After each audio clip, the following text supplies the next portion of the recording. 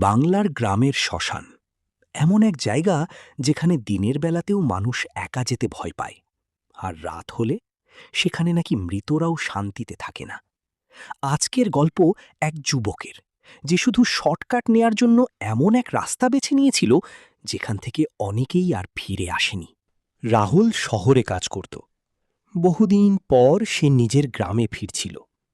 বাস থেকে নামতে নামতে রাত প্রায় 10:30।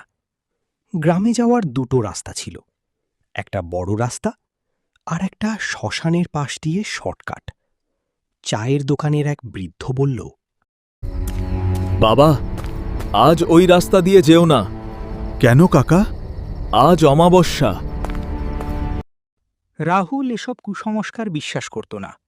সে মোবাইলের টর্চ জ্বালিয়ে শ্মশানের রাস্তা ধরল। চারপাশে বিশাল বটগাছ, বাতাসে পোড়া কাঠের গন্ধ। হঠাৎ দূরে আগুনের আলো দেখা গেল। রাহুল ভাবল হয়তো কোনো দাহ চলছে, কিন্তু কাছে যেতেই তার বুক ঠান্ডা হয়ে গেল। চিতায় আগুন জ্বলছে, কিন্তু সেখানে কোনো মৃতদেহ নেই। রাহুল ধীরে ধীরে পিছিয়ে আসছিল। হঠাৎ অজানা কণ্ঠ, রাহুল। সে চমকে উঠল। চারপাশে কেউ নেই।